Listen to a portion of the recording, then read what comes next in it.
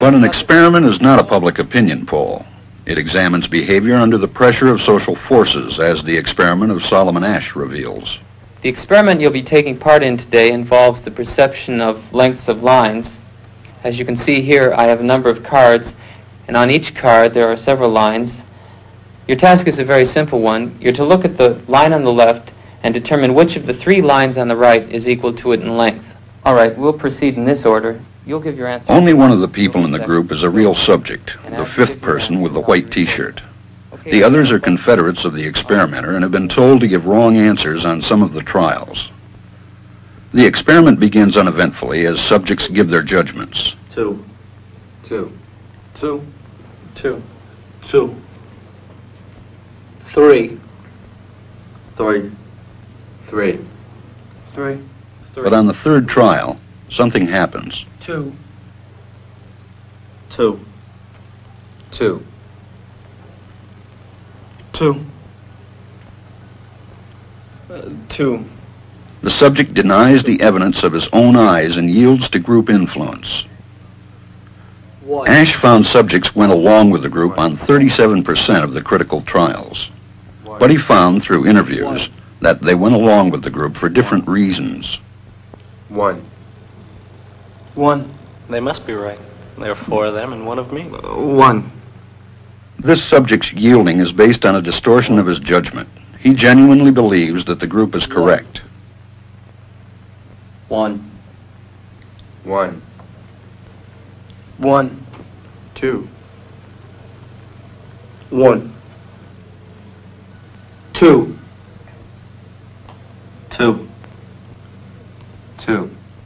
I know they're wrong, but why should I make waves? 2. In this case, the subject knows he is right, but goes along to avoid the discomfort of disagreeing 2. with the group. Here, the distortion is at the level of his response. 2. 2. 2. 2. In the previous experiment, the naive subject stood alone against the group. In this variation, Asch gave the naive subject a partner, here seated in the third position, who also gives the correct response. 1. 1. 2. 1. 2. With a partner, yielding drops to only 5% of the critical trials compared to 37% without a partner. Although subjects report warmth and good feeling toward the partner, they typically deny that he played a role in their own independence. The partnership variation shows that much of the power of the group came not merely from its numbers, but from the unanimity of its opposition. When that unanimity is punctured, the group's power is greatly reduced. Sometimes we go along with the group because what they say convinces us they are right. This is called informational conformity. But sometimes we conform because we are apprehensive that the group will disapprove if we are deviant. This is called normative conformity. The strength of the normative factor is shown in another variation carried out by Asch. In this variation, the subject is told that because he had arrived late, he would have to write his answers.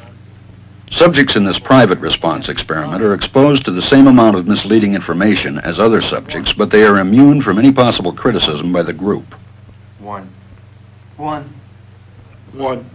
And this enormously reduces the pressure to conform. Conformity drops by 2/3.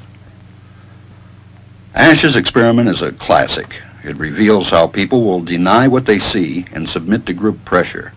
It allows us not only to observe conformity, but to study the conditions that increase or reduce